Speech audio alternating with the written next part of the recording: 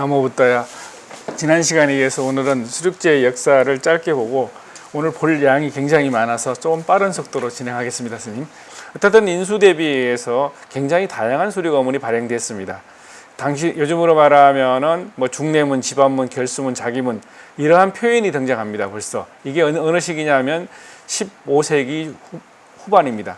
그러고 나서 이제 16세기에 이르면 본격적으로 한국의 우리나라식의 수륙 어문들이 또 더욱 절차문들이 많이 나오는데 오늘 여기서 관심 있게 보아야 될 부분들이 뭐냐면 1496년에 진원건공, 이것도 그 연산군 8년 때 만들어진 건데 진원건공인이 작법 절차니 3단 시식문들이 만들어집니다. 이 3단 시식문이라는 게 우리로 말하면 결수문이라고 할 수 있습니다. 또 작법 절차가 오늘날로 말하면 영산제와 같은 것입니다. 진원건공은 오늘날로 말하면 사시마지와 같은 것입니다. 그러다가 이제 16세기 제반문들이 나오기 시작하는데 이 보온사에서 1565년에 나온 제반문이 현재까지 나와 있는 제반문 중에서는 비교적 가장 고형의 모습이 아닌가 싶습니다. 이 제반문과 거의 유사한 형태가 청문이라는 게 있습니다만은 청문이 1529년 판이 하나 있기는 있습니다만은 현재 국내 불교계에 소개되고 있는 제반문들은 다 17세기 후반 내지는 18세기 문헌들이기 때문에 16세기 중반에 그 수륙제 어문을 만들 당시에 어떻게 해서 이 보온사에서 이 제반문이 만들어졌는지, 또 이 제반문이 다른 제반문과 약간의 이제 편차가 있습니다. 그러한 것들이 특징적이라고 저는 생각이 됩니다만은 그런 것들을 다음 세미나 때 그건 구체적으로 말씀을 드리려고 합니다. 그리고 17세기에 오면 영산대의 작법 절차라는 이름으로 오늘날 영산제의 모습이 보다 굉장히 큰 대형의 의뢰가 나타나기 시작합니다. 그리고 오종 범엄집인이 18세기에 와서 천재명량 수륙제의 범엄 3보집 등이 나타나고 19세기에 이르면 작법기감, 뭐 요집 이런 것들이 나타나는데 제가 여기 제일 밑에 태말충이란 말을 써놨습니다. 옛날 우리 불교 어른 스님들이 그 이런 정신세계와 그 미학을 이해할 수 있는 의미 있는 말이라고 저는 생각을 합니다. 태말충이 사실은 파리입니다. 파리. 근데 파리라는 이 파리에 해당되는 태말충이란 말을 왜 스님들 어뢰문에 이름으로 붙였을까? 굉장히 재미있지 않습니까? 부정적인 의미도 있고 긍정적인 의미도 있을 거라고 생각합니다. 긍정적인 의미는 파리는 임금님 밥상까지도 쉽게 날아갈 수 있답니다. 그러니까 스님들이 얼마만큼 영역이 자유롭다는 걸 표현해 주기도 하고 잘못하면 의뢰를 잘못하면 좋은 경건한 자리에 누를 끼친다는 걸 의미를 스스로 자각하기 위해서 이름을 붙였다고 생각을 합니다. 사실 불교 의뢰만큼 불교의 무형문화에서 아름다움이 담겨 있는 게 저는 없다고 생각을 해요. 근데 그것을 짧은 시간에 말씀은 다 못 드리겠습니다만 그런 것이 있고요. 그 다음에 이제 구체적으로 그렇다면 수륙제가 열려져야 되잖아요. 수륙제 어문은 수륙제를 하기 위해서 만든 건데 그렇다면 수륙제 어문들이 15세기, 16세기 이런 얘기가 나온 데는 그전부터 있었는데 지난 시간에 봤습니다만은 505년 양무제가 천감 4년에 만들었다라고 시작됐지만 우리나라에 들어온 거는 이제 10세기 정도가 됩니다만은 고려시대 때는 수륙제가 주로 무차대에 스님들 공양 올리는 중심으로 갔고 14세기 중반쯤 되면 그 유명한 공민왕의 부인 노국공주의 죽음 때 국행수륙제라는 말이 이제 드디어 역사에 등장합니다. 그때 이제 그 우리의 유명한 나홍화상께서 수륙 법문을 합니다. 이랬던 것들이 태조 이성계에 의해서 이제 수륙제가 그 일반화되기, 제사의식으로 일반화되기 시작합니다. 그것이 이제 그 유명한 1395년에 태조께서 사마사와 간음굴과 견암이라는 세 곳에서 고려에 사실은 희생당한 역성혁명이긴 합니다만은 고려 왕들, 공양들이 삼척에서 돌아가시잖아요. 그분들을 위해서 이제 추천제를 하게 됩니다. 그 이후에 1397년에는 이제 진간사에서 본격적으로 수륙사를 설치하고 수륙제를 개최하죠. 고려시대 때도 수륙당을 무척 많이 만듭니다. 지금 아마 여기도 수륙당이 있었을 수 있어요. 왜냐하면 저기 대형사 가면 수륙당이 있었다는 흔적이 남아 있습니다. 사찰은 기본적으로 수륙제를 여는 곳이라는 입장에서 본다면 당연히 있었을 겁니다. 당연히 있었는데 너무나 당연하니까 그러한 것들이 기록에 남아있지 않았다는 거죠. 제반문을 잘 이해하면 너무나 당연하다는 걸 알 수 있다고 저는 생각을 합니다. 그 다음에 이제 1420년경에 오면 왕실의 칠칠제로 수륙제가 개최됩니다. 그러니까 77제로 개최되면 1년에 몇 번이 아니라 이제 어론이 선왕선후가 돌아가면 7번 내리 수륙제를 하는 거예요. 근데 지금도 우리나라 스님들은 보면 어느 스님들이 인연지를 다니면서 77제를 지내시잖아요. 예전에도 그랬답니다. 봉원사도 갔다가 봉선사도 갔다가 통이사도 갔다가 진간사도 갔다가 이렇게 다니면서 77제를 열었대요. 그러니까 수륙제가 굉장히 일반화된 언이다. 지난 시간에 수륙제라는 게 무차되었고 이것이 모든 중생을 제도한다는 개념이지 물가에 가서 하는 게 아니라는 얘기를 여러 번 강조했어요. 이 큰 절에서는 당연히 수륙제를 하는 거였다는 얘기를 하려고 했고, 이 수륙제를 하기 위해서는 반드시 현재 77제 그 법석을 지금 기도식으로 하고 있는데, 이게 이제 영산식으로 일주일에 한 번씩 내지는 일주일 77제 사이에 5일 동안이나 법석을 했답니다. 예전에는. 근데 법석이 사실은 77제보다 비용이 더 많이 들었대요. 법석을 할 때는 지금은 우리는 신도님들이 와서 경을 주로 읽지만 예전에는 법석의 대상 그 경을 읽는 분들이 스님들이었어요. 그래서 스님들이 뭐 108명까지 54명, 백고자 법회가 100명의 스님이 법문을 하는 게 아니고 100명의 스님이 경을 읽는 거거든요. 굉장히 장엄하지 않겠습니까? 그러니까 스님들을 많이 청했다고 한다면 요즘으로 말하면 많은 비용이 이제 발생하는 문제가 생겼기 때문에 세종대왕 때 태종에 의해서 이거 법석을 하지 마라 이렇게 된 겁니다. 그런 것들이 대표적인 게 경찬법석인데 3단 시식문의 구조를 가지고 있다라는 얘기를 할 수가 있습니다. 그리고 16세기 이후에 오면 수륙어문이 이제 지금 이 보온사, 대강사, 송강사 이런 데가 비교적 빨리 된대요. 요 옆에 있는 어디죠? 무량사가 1529년, 1498년이니까 충청도에서는 현재 나와 있는 판본 중에는 제일 빠른 데가 제가 알기로는 요 무량사고, 그 다음에 이제 보온사고, 갑사고 이렇게 넘어가는 것 같습니다. 굉장히 이제 의미 있는 이제 역사가 시작된다고 봅니다. 수륙제의 설행이 이제 불교가 사회와 소통하는, 사회를 위무하는 어떤 그런, 지금도 이번에도 우리가 코로나19 극복이나 이런 얘기를 통해서 수륙제를 하지 않습니까? 그러면 수륙제를 통해서 이런 국난이나 위기가 극복될 수 있다는 확고한 종교적 신념이 이렇게 발현되었다. 그냥 이게 좋은 거야 라고만 하면 의미가 없지 않겠습니까? 그렇게 됐다고 할 수가 있습니다. 그 다음에 이제 잘 알고 있습니다만은 보온사의 수륙어문 관행은 1565년을 기점으로 해서 법화경을 왜 수륙어문에 넣었냐고 생각하실 수 있는데, 법화경은 수륙제법의 핵심인 영산법석의 가장 중요한 경입니다. 경함이운이라는 게 있습니다. 수륙제 때. 근데 경함이운은 경전을 만들어서 부처님 전에 올리고 그 경을 읽는 거거든요. 그러니까 수륙제 때는 반드시 경전을 발행을 했고, 또 그분들이 경전을 독송을 49일 사이에 5일 동안 계속 했으니까 5, 7, 35, 35일 정도는 수륙제를 경전을 읽는 의례를 했던 겁니다. 그렇게 하기 위해서 법화경을 만든 거예요. 그러니까 실제로 1565년에 지반문도 나오고 제반문도 나오고 법화경도 나왔습니다. 이 얘기는 그래서 사실은 지반문이나 중례문이나 결수문이 중요한 것 같습니다만 더 중요한 건 제반문이라고 봐요. 이런 지반문이나 중례문이나 결수문이 제반문에 의해서 실행이 되는 겁니다. 얘는 요즘 말로 매뉴얼이에요. 이거 매뉴얼. 현재 여기 있는 경판들은 제반문을 제외하고는 그것만 가지고는 수륙제 의례를 하기가 힘들어요. 많은 부분이 이 핵심적인 것만 들어있기 때문에. 그런 다음에 이제 2절에서는 수륙제 의문의 핵심적인 게 4가지가 일단 핵심적입니다. 지반문, 중례문, 결수문, 수륙 배비문이라고 하는데 수륙 잡문이죠. 그건 조금 뒤에 명종 이후에 이게 강당사로 이름이 바뀐 그 무렵에 이제 수륙 잡문도 만들어집니다. 그러면 보세요. 여기가 흔히 우리가 1차적으로 추정하는 문정왕후 시절에 국가의 내불당이 400개 정도가 됐다는 설이 있고 300개가 됐다고 한다면 대한민국의 시군, 요즘 말로 하면 시군구가 한 250개 되지 않습니까? 그리고 큰 절 한두 개, 서너 개는 다 원찰이라고 볼 수 있습니다.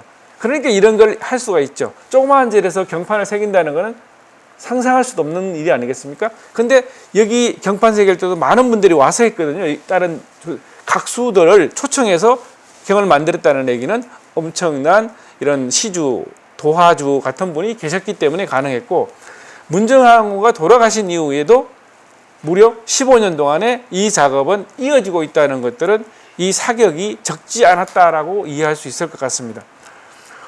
그다음에 이제 보온사 판본이 이제 지난번에 잠깐 이게 지금 법계성범 수륙성의 수저 이게 앞에 모셔놓은 것 같습니다. 이제 이것들의 의문이 지금 이렇습니다. 이게 앞에 있는 것들이 요 본이 이제 중례, 요게 지금 법계성범 수륙성의 수제 의계입니다. 이게 지반문이라고 하는 겁니다. 요 앞에 있는 판본이 제가 어떻게 찍었는데 요 제 1페이지입니다. 1페이지인데 행신 조 개개법사랍니다. 아침에 처음 열 때 우리나라는 수료거래를 어떻게 하냐면은 뭐 실현, 대련, 간역 이런 식으로 합니다. 현재 이런 식으로 하는 건 49제 거래입니다. 사실은 49제 거래인데 중국 거래는 철저하게 아침에 그 다음날 준비를 하고 아침에는 개개법사라 해가지고 지신김명래 상주사 한번 하고 난 뒤에 정삼업진을 합니다. 우리 수료거문의 중간에 들어있어요. 근데 우리나라 수료거문은 그 앞에 머리가 많이 붙어져요. 이게 한국적입니다, 스님. 왜 우리나라 사람들은 수료거문 이대로 하지 이대로 안 하고 이 앞에다 뭐를 붙였냐는 거예요. 이 얘기를 재반문에서 해야 되는 거예요. 그러니까 근데 우리가 현재 스님 한국 불교의 재반문 연구자가 하나도 없습니다. 현재까지 제가 알기로는. 왜? 가볍게 생각하는 거죠. 실제로 스님들은 이게 재반사라고 그러잖아요. 재반사 목 탁 치고 부처님께 공양 올리고 시식하는 게 재반사 아니겠어요? 이 재반사가 중요한데 매일 너무나 일상화되어 가지고 무관심하게 흘러왔던 거예요. 근데 그것을 정말 내가 그렇게 잘 아는가? 라고 반문하면 또 그렇지 못해요. 왜? 연구가 우리가 체계적이지 않기 때문에. 그래서 이 재반문이 국내에 남아있는 게 한 10여 종이 될 겁니다. 현재 제가 알고 있는 재반문, 현재 보온사판이 제일 빨라요. 그 다음에 이제, 저 연변 서광사 판이 이제 1573년 판이 있고, 그리고 검산사 재반문이 1694년이니까 무려 130년 뒤고, 그 다음에 해인사 재반문이 1719년 판인가 그렇습니다. 또 더 뒤입니다. 그 재반문은 훨씬 뒤인데 여기는 일찍 된 재반문을 여기서 판각을 했다는 것은 얼마만큼 의례가 이런 국가 의례가 많이 성행했는지를 단적으로 보여준다고 생각합니다. 우리가 의례 한 번 하려고 이거 판각까지 하겠습니까? 굉장히 일상화되지 재반사로 되어 있지 않을 때는 하지 않았을 겁니다. 요 옆에 있는 게 재반문입니다. 지금 이게 재반문이고 이게 법계성범 수료공예고 이 앞에 있는 게 중례문입니다. 중례문 요 옆에 있는 결수문입니다. 이번에 결수문으로 한다고 들었습니다. 결수문과 중례문은 결수문은 요렇게 수인을 붙여놨습니다.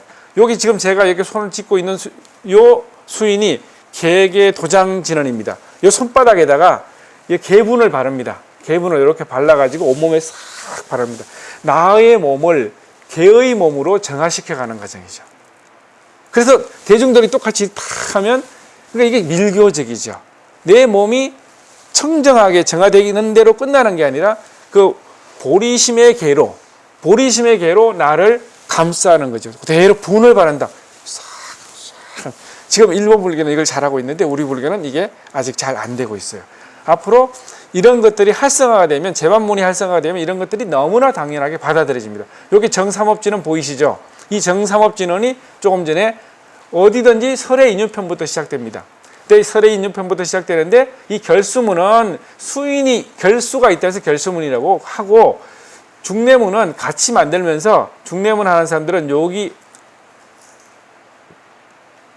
보면은 요 조그만 글자로 여기 잘 안 보이는데 여기 있는 조그만 글자로 요게 소본이라고 했습니다. 이 소본에 수인이 있기 때문에 이번에는 이 수인을 이 본에서는 넣지 못한다라는 줄을 쓰고 있어요.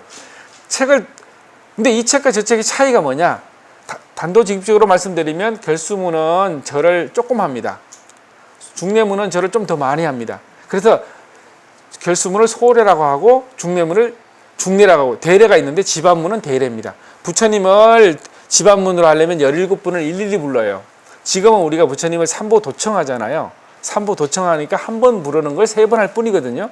그런 부처님을 일일이 부른다 해서 통청이라고 하고 이렇게 하는 게 있습니다만은 이렇게 이제 이런 지반문들이 현재 요 판본은 현재 제가 구하지 못해 딴 댓글랑 똑같더라고요. 똑같아서 딴 댓글을 찍어서 놨습니다만은 여기 그대로 있는 겁니다. 그대로 있는 거고 이건 이제 수륙 잔문이야. 1681년에 잔문도 여기서 만들어지는데 이 잔문은 우리나라 역사의 1464년에 세조대왕이 이거를 중국에서 수입해 옵니다. 수입해 오는데 요즘 말로 하면 연기를 모아놓은 거예요. 소문이나 연기를 모아놓는데 왜 이게 대왕께서 필요하다고 수입을 해오라고 했냐면 실제 수륙제는 여기 있는 이것만 가지고는 할 수가 없어요. 그래서 이 결수문, 여기 제반문하고 그다음에 이런 소문, 잡문, 이 잡문이라고도 하고 잡문을 줄여 천지명량 수륙 잡문인데 정확한 이름은 옛날에 우리나라 스님들이 굉장히 멋있는 양반들이야. 그래서 말이 길잖아요. 책 표지에다가는 배비문 그랬습니다. 배비문. 날짜를 수륙제를 며칠에 어떻게 하겠다는 날짜를 정하는 걸 배비라고 그랬어요. 준비하고 날짜를 배치하고 그다음에 소문이 있는 이런 배비문들을 가지고 수륙 의례를 합니다. 그래서 수륙제가 현재 한국 불교에서는 거의 1970년대에 우리 자원 스님께서 이거를 발견하다시피 했습니다. 사실은. 그래가지고 진간사에서 열기 시작했어요. 그러니까 한국에서 과거에는 많이 있었지만 수륙제가 뚝 역사가 거의 끊어지다시피 한 것들을 자원 스님께서 저 계율을 정리하시다가 율문을 발견하십니다. 저 규장각에서. 그래서 그 율문을 정리하는 과정에 이어런이 지반문 같은 걸 필사본을 하시다가 25유 작법이라 이런 것들을 그 이제 진간사에서 1977년에 처음 하시게 됩니다. 그러다가 이제 2000년대 이후 되면서부터 이제 우리가 다시 이 수륙제가 큰 부흥을 이루다시피 해서 재흥되고 있는 중이라고 저는 생각을 해요. 그럴 때 이러한 것들이 너무나 복잡하잖아요, 사실은. 복잡한데 현재 우리가 하고 있는 일상의례는 이 수륙제를 축소한 거예요, 사실은.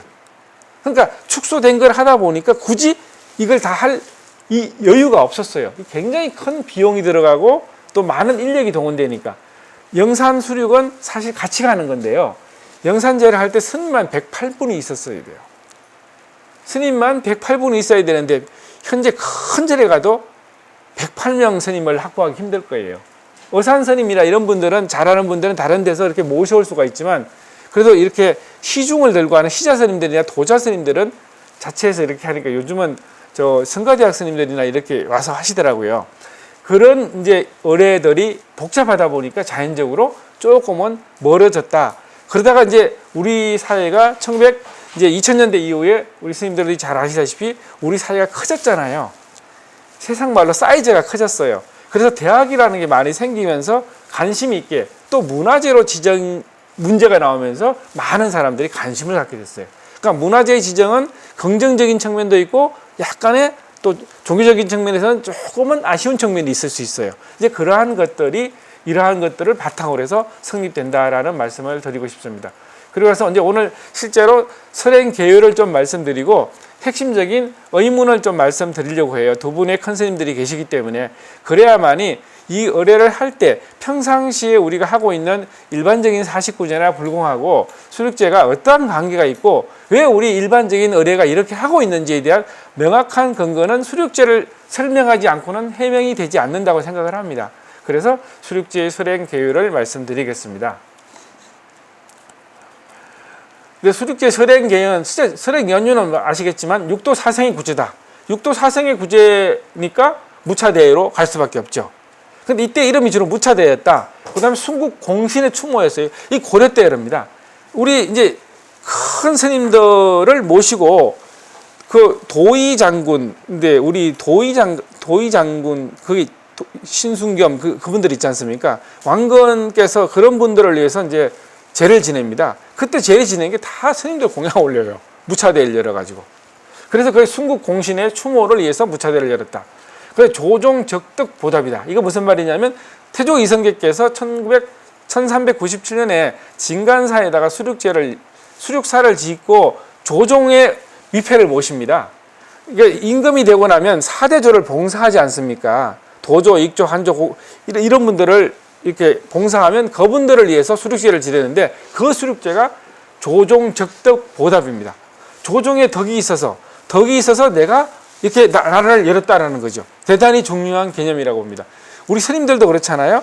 우리가 전대에 공덕이 있기 때문에 일을 하는 거예요. 그러기 때문에 수륙제는 앞으로 굉장히 활성화되어야 될 의례라고 할 수 있어요. 그 다음에 수륙도량을 개설해서 실제 설제를 했다는 거예요. 이 설제는 오늘날 의례적인 측면이 아니고 제공량을 올렸다는 거야. 재성을 했다는 거죠. 그 다음에 이제 일반화되기 시작한 게 선망 조상의 추천이죠. 천도제란 말이 오늘날은 굉장히 일반화됐습니다만 천도제란 말이 일반화된 것은 제가 알기로는 3, 40년에서 4, 50년밖에 되지 않습니다. 20세기 이후에 만들어진 용어고 예전엔 다 추천제라고 했습니다. 추천제. 칠칠제를 추천제라고 합니다. 그 다음에 귀신제, 귀신설제. 그러니까 귀신제도 설제야. 하나같이 기일이 돌아오면 절에 가서 오늘은 여유가 있으면 100명, 500명, 50명 이렇게 공약을 올리는 거예요. 그 공약물을 맞이하러 가는 게 오늘날 실현이에요. 공약물을 맞이하러 가는 개념이 많이 달라졌죠. 그래서 귀신설제 이때는 영산작법이 추가됩니다. 주 목적은 사불천망이야. 이 사는 부처님을 모셔서 망령을 추천하는 거죠. 망령을 그러니까 저는 천도란 말을 잘 안 쓰려고 노력을 하는 사람입니다. 왜냐하면 천도란 말을 쓰게 되면 자칫하면 지옥에 있는 중생을 건지는데 자꾸 포인트가 빠지면 작년에 천도를 했는데 또 천도한다는 모순에 빠져요. 이 천도는 그 개념이 아니고 좋은 걸 올려서 천은 천신 개념이에요. 천신. 가장 잘된 가위를 올려서 우리 영전에 불전에 올리는 거거든요. 오늘날도 우리 신도들은 가장 좋은 가위를 올리지 않습니까? 쌀도 가장 좋은 거 올리고요. 이 충청도를 빛냈던 그 우리 일타스님의 집안 얘기 나오지 않습니까? 80kg 쌀을 지고 80리를 걸어와서 부처님들이 공약 올리는데 다 와가지고 신뢰를 했다. 방귀를 껴서 신뢰해서 그걸 다시 지고 가서 다시 쪄서 불제를 올렸다는 얘기를 하지 않습니까? 얼마나 정성이 대단하게 작동되고 있습니까? 그런 개념이 천 개념이라는 거예요. 망자에게 올리니까 많이 할 수 있잖아요. 그러니까 제가 그런 얘기를 무척 많이 들었어요. 조금 지식이 있는 사람들은 불교인들한테 그렇게 묻는 거야. 천도를 맨날 왜 하냐고 했는데 그럼 할 말이 없잖아요. 천도는 그게 아니고 우리 조상들에게 좋은 음식을 천신, 가장 잘된 음식을 추수감사절처럼 올리는 거다라고 하면서 아직도 지옥에서 고생하는 사람들에게도 좀 나눠준다. 그래서 그들도 함께 가게 하는 거다라는 개념으로 적극적으로 해석해야만이 이 추천제, 수륙제가 사찰에서 사찰 신행 문화로 이게 열릴 수 있는 개연성을 확보할 수 있다라고 하고, 그 다음에 무조건의 구제다. 이게 대표적인 사시제다. 사시제는 2월 보름, 그 다음에 4월 보름, 뭐 이렇게 각 계절의 중간달을 사시제라고 했답니다. 그래서 수륙제가 지난 시간에 뭐라고 그랬어요? 처음 열린 날이 505년 2월 보름이라고 했죠. 기억나세요? 1월 보름날 2년 전, 3년 전 1월 보름날 양무제가 꿈을 꿔요. 수륙제 왜 무차대회를 열어서 육도 사상에 고통받는 중생을 건지지 않느냐고 해서 3년 동안 의문을 만들었어요. 3년 동안 의문을 만들고 2월 보름날 수륙제를 열었습니다. 2월 보름은 굉장히 수륙제가 많이 열리는 날입니다. 근데 지금은 추워서 안 하죠. 우리가. 그 다음에 자연재해의 퇴치를 위한 기후제로 수륙제를 지냈답니다. 그 다음에 병고액난 소멸, 신중건강적인 거죠. 신중건강은 옛날에 실제로 이게 군사들이 했답니다. 군사들이 신중건강을 했대요. 그 진병법석이라는 것도 다 군사들이 했다고 합니다. 하여튼 이런 식으로 다양하게 수륙제가 활용되고 있었다고 합니다.